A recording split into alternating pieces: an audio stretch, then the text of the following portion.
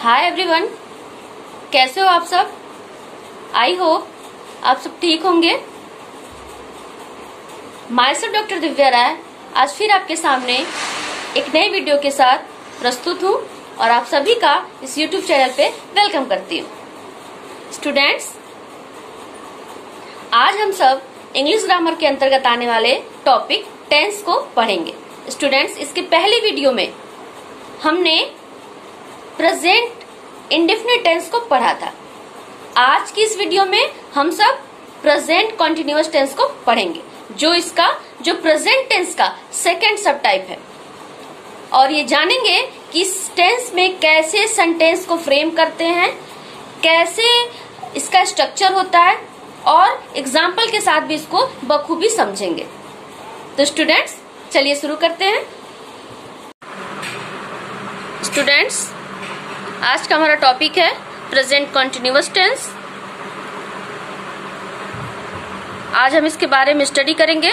So let's start. Present continuous tense. Present continuous tense में हिंदी वाक्यों के क्रिया के अंत में रहा है, रही है, रहा हूं, रहे हो, रहे हैं आदि आता है तथा कार्य के जारी रहने का समय नहीं दिया होता है। स्टूडेंट्स, आइए इस टेंस को थोड़ा डिटेल में जान लेते हैं। आपको दिख रहा होगा कि इसमें दो वर्ड्स ऐसे हैं जो इसकी मीनिंग को और अधिक क्लियर करते हैं। पहला वर्ड प्रेजेंट और दूसरा वर्ड कॉन्टिन्यूअस, यानी कि वर्तमान में जो कार्य निरंतर चल रहा है, अर्थात जो कार्य जारी है।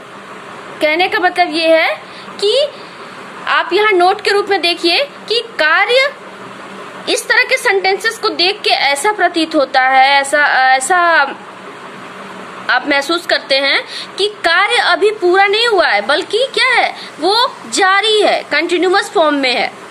ओके, तो कहने का मतलब ये है कि जब हिंदी वाक्य के क्रिया के अंत में रहा है, रही है, रहा हूं, रहे हो आदि आता है तो वहां पर प्रेजेंट कॉन्टिन्यूअस टेंस होता है। एग्जाम्पल के लिए देख लेते हैं। हम क्रिकेट खेल रहे हैं। हम क्रिकेट खेल रहे हैं। We are playing cricket.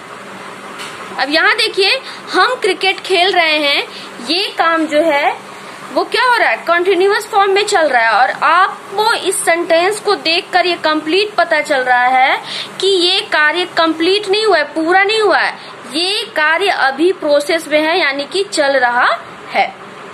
Okay, आइए इसके टाइप्स देखते हैं। There are 3 types of sentences in present continuous tense. Present continuous tense में भी 3 टाइप के सेंटेंस होते हैं। एक एक करके देख लेते हैं। फर्स्ट, अफर्मेटिव सेंटेंसेस, जिसे कि सकारात्मक वाक्य कहते हैं। सेकंड, नेगेटिव सेंटेंसेस, जिसे कि नकारात्मक वाक्य कहते हैं। और थर्ड, इंटेरोगेटिव सेंटेंसेस, जिसे कि प्रश्नवाचक वाक्य कहते हैं। स्टूडेंट्स, इसमें भी 3 तरह के सेंटेंसेस फ्रेम होते हैं। एक एक करके देखते हैं आगे की स्लाइड में। अफर्मेटिव सेंटेंसेस, अब ये क्या होता है इसको जान लेते हैं। इसका जो स्ट्रक्चर होता है वो आपको दिखाई दे रहा होगा। Subject plus is, am, are plus verb की first form plus ING plus object. Okay, इसको डिटेल में जान लेते हैं।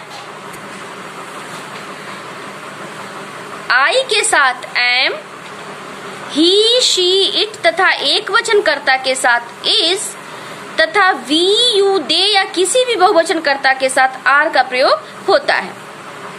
और मुख्य क्रिया के फर्स्ट फॉर्म के अंत में आईएनजी जोड़ा जाता है। अब यहाँ देखिए, प्रेजेंट कॉन्टिन्यूअस के अंतर्गत जो अफर्मेटिव सेंटेंस है, इसका जो स्ट्रक्चर है वो किस प्रकार है। पहले सब्जेक्ट लिखते हैं, फिर कर्ता के अनुसार, सब्जेक्ट के अनुसार इज, एम या आर का प्रयोग करते हैं।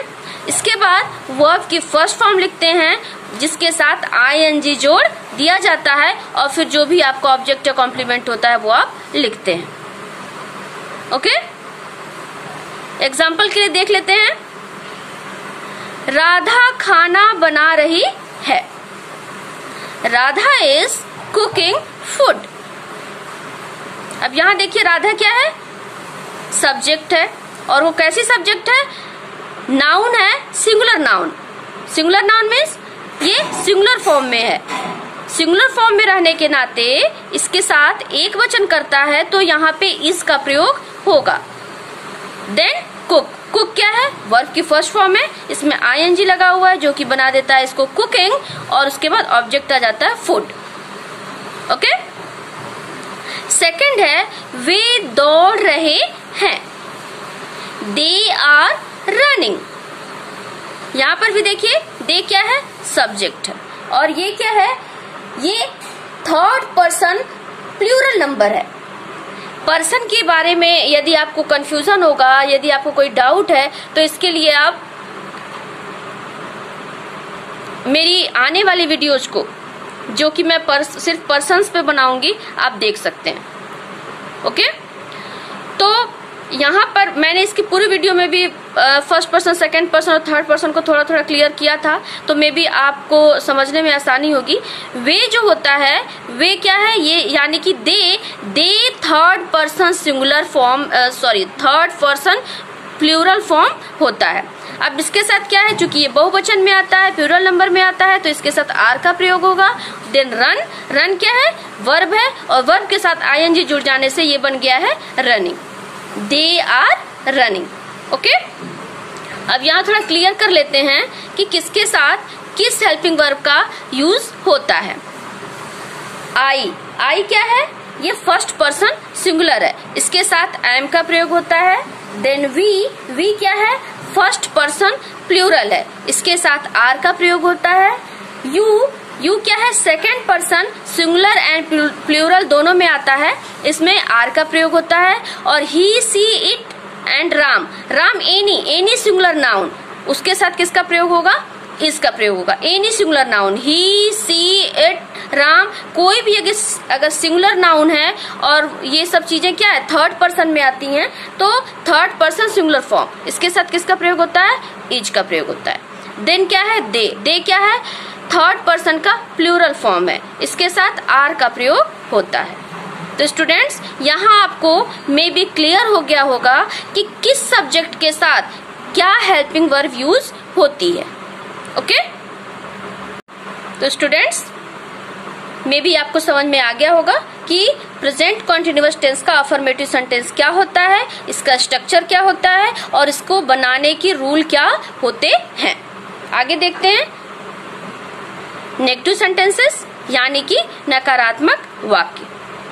अब इसका स्ट्रक्चर क्या होता है, इसके स्ट्रक्चर में बहुत ज्यादा डिफरेंस नहीं है। मतलब जो आपका पॉजिटिव सेंटेंस था, यानी कि अफर्मेटिव सेंटेंस था, उससे सिर्फ फर्क इसमें इतना है कि इसमें सब्जेक्ट के बाद जो आपने इज या एम या आर लिखा है, उसके बाद नॉट जोड़ देते हैं, और फिर सारी चीजें वही रहती हैं। यानी कि सब्जेक्ट होता है प्लस इज या एम या और होता है, देन नॉट होता है, इसके बाद वर्ब की फर्स्ट फॉर्म लिखकर उसमें आईएनजी जोड़ देते हैं, देन एनी ऑब्जेक्ट होता है। कहने का मतलब यह है कि इसमें कुछ नहीं बदला, सिर्फ इज एम आर के बाद और मुख्य क्रिया से पहले नॉट का प्रयोग हो गया है। इसके रूल को देख लेते हैं। नेगेटिव सेंटेंसेस में इज एम आर के बाद नॉट का प्रयोग करते हैं तथा मेन वर्ब के फर्स्ट फॉर्म में आईएनजी जोड़कर लिख देते हैं। ओके, यहाँ आपने देख लिया कि जब नकारात्मक वाक्य होते हैं और वाक्य अंत में रही होता है, तो वहां पर वो प्रेजेंट कॉन्टिन्यूअस टेंस का नेगेटिव सेंटेंस होता है, और इसमें कुछ नहीं करना है, केवल इज एम आर के बाद नॉट का प्रयोग कर देना है। ओके, इसको एग्जाम्पल के थ्रू देख लेते हैं। राम मुझे नहीं बुला रहा है। Ram is not calling me. Okay, यहाँ देखिए राम क्या है, सब्जेक्ट है, इज क्या है, हेल्पिंग वर्ब है, और यहाँ पे देखिए नॉट का यूज किसके बाद हुआ है, इज के बाद, और ठीक कॉलिंग से पहले, यानी कि मेन वर्ब से पहले और हेल्पिंग वर्ब के बाद बीच में नॉट का यूज किया जाता है। ओके, सेकंड, ये लड़कियां विद्यालय नहीं जा रही हैं। These girls are not going to school. Okay, same चीजें यहां भी है। These girls प्लूरल फॉर्म में है, इसलिए इसके साथ आर का यूज हुआ है। देन सारी चीजें आप देख ही रहे होंगे। थर्ड, मैं खेत नहीं जोत रहा हूं। I am not plowing the field. Okay, अब यहां देखिए आई के साथ किसका यूज हुआ है? एम का, और एम के ठीक बाद नॉट का यूज हुआ है। मे भी आपको ये पूरी तरह से क्लियर हो गया होगा और आपको समझ में भी आ गया होगा। ओके,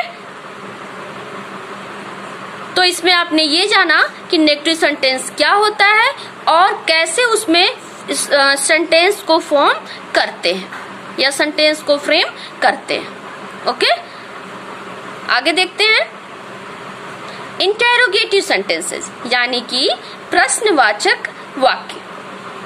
ओके, इसका स्ट्रक्चर देख लेते हैं। आपको मैंने पूरे वीडियो में इंटेरोगेटिव सेंटेंस जो दो टाइप्स के होते हैं वो किस तरह के होते हैं इसको मैंने क्लियर किया था। यहाँ मैं आपको ज्यादा डिटेल में इसमें नहीं जाऊंगी। आपको पता है एस और नो वाले क्वेश्चंस कैसे होते हैं और WH वाले क्वेश्चंस कैसे होते हैं। यहाँ आप समझिए, जो एस और नो वाले क्वेश्चंस होते हैं उसमें कुछ नहीं करना है। जो आपका हेल्पिंग वर्ब है इज, एम, आर, उसको पहले लिख देना है। देन सब्जेक्ट लिखना है, फिर वर्ब लिखना है, कौन सी वर्ब की फर्स्ट फॉर्म, फिर इसमें आईएनजी जोड़कर उसके बाद ऑब्जेक्ट आपको लिख देना है, चाहे वो object complement anything. Second, WH वाले जो क्वेश्चंस होते हैं उसमें क्या करना है, आपको WH का जो भी वर्ड होगा उसका क्या करना पड़ेगा, उसकी इंग्लिश लिखनी पड़ेगी। देन इज या एम या और किसके अनुसार, सब्जेक्ट के अनुसार लिखना होगा। देन सब्जेक्ट लिखना होगा, फिर वर्ब का फर्स्ट फॉर्म, फिर आईएनजी, फिर ऑब्जेक्ट। ओके, मे भी आपको स्ट्रक्चर क्लियर हो गया होगा। अब इसको डिटेल देख लेते हैं इसका रूल। पहला रूल, टाइप 1, यदि प्रश्नवाचक वाक्य में क्या शब्द वाक्य में सबसे पहले हो तो क्या के लिए व्हाट का प्रयोग नहीं होता है, बल्कि कर्ता के अनुसार सहायक क्रिया इज, एम, और को कर्ता से पहले लिख दिया जाता है। यानी कि जो ऐसे प्रश्नवाचक वाक्य जिसमें क्या शब्द जो है वो पहले आता है, किसके पहले, सब्जेक्ट से पहले आता है।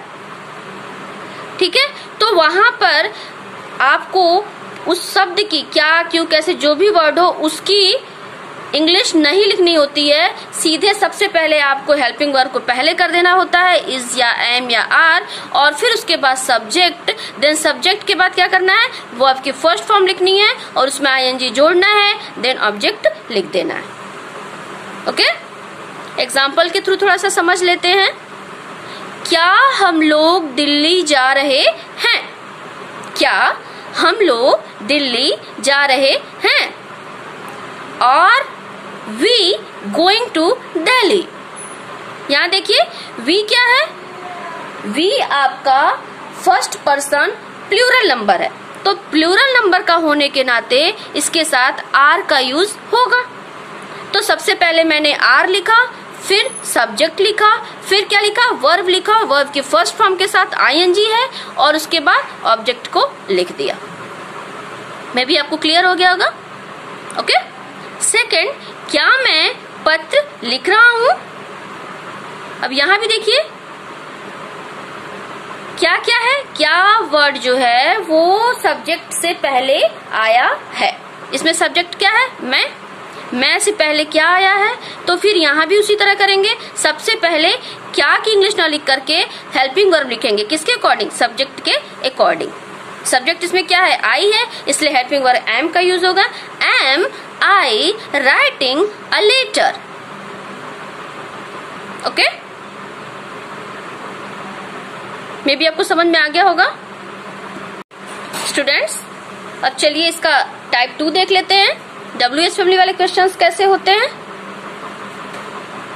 यदि प्रश्नवाचक वाक्य में प्रश्न सूचक शब्द जैसे क्या, क्यों, कहाँ, कब आदि वाक्य के बीच में है तो सर्वप्रथम इन शब्दों की अंग्रेजी लिखकर कर्ता के अनुसार सहायक क्रिया इस या एम या आर लिखी जाती है और कर्ता के बाद मेन वर्ब में आईएनजी का प्रयोग किया जाता है।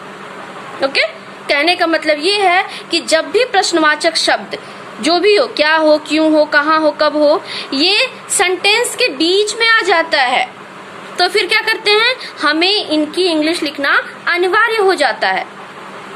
फिर हम क्या करते हैं, सबसे पहले उस वर्ड की इंग्लिश लिखते हैं, देन हेल्पिंग वर्ब लिखते हैं, फिर सब्जेक्ट लिखते हैं, देन क्या करते हैं, वर्ब लिखते हैं, वर्ब में आईएनजी जोड़ते हैं और उसके बाद से ऑब्जेक्ट लिख देते हैं। ओके, यहाँ इसको एग्जाम्पल के थ्रू और थोड़ा एक्सप्लेन कर लेते हैं एक बार। वे कहाँ जा रहे हैं, वेयर आर दे गोइंग।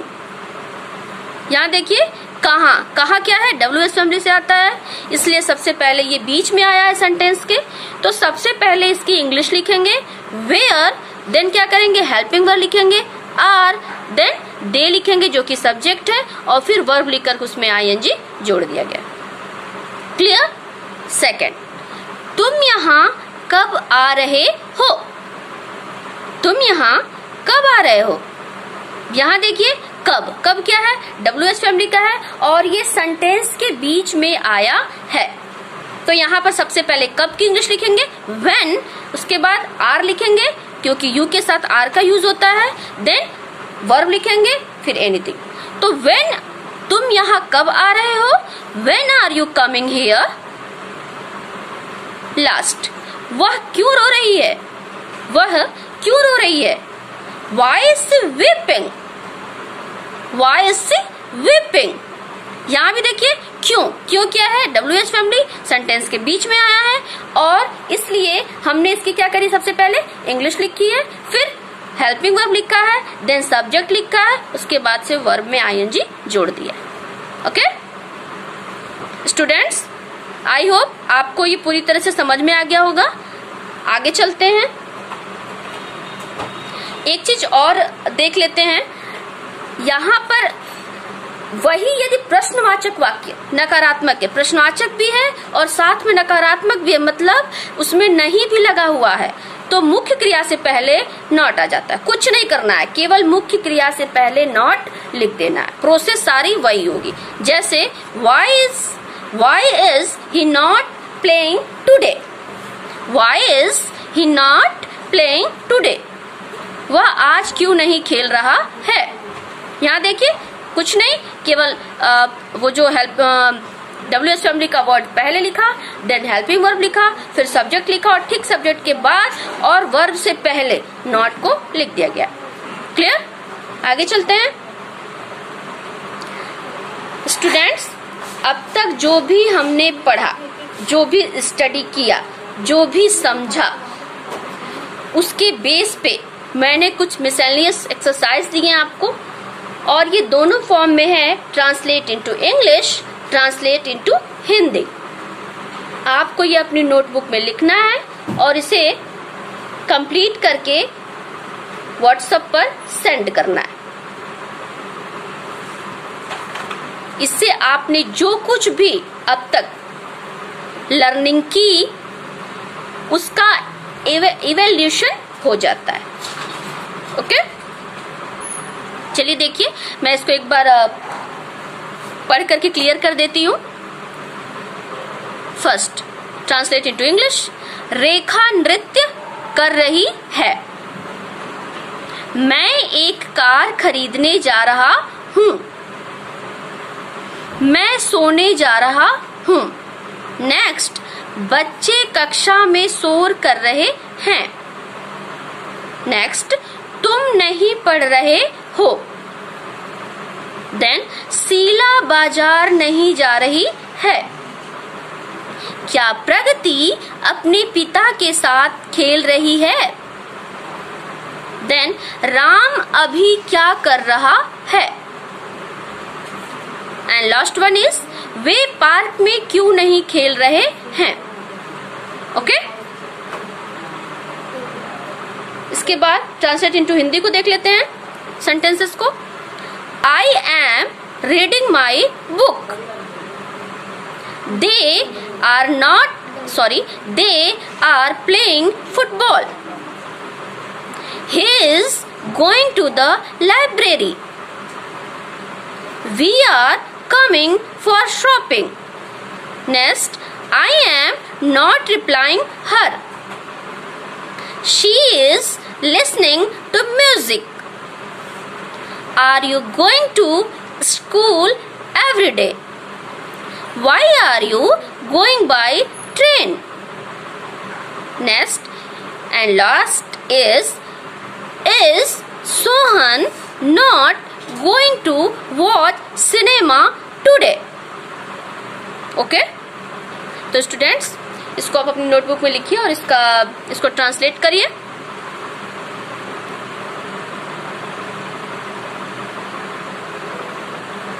तो स्टूडेंट्स आज हमने ये सीखा कि प्रेजेंट कॉन्टिन्यूअस टेंस क्या होता है और उसको एक्सरसाइज के थ्रू भी हमने एग्जाम्पल के थ्रू भी जाना।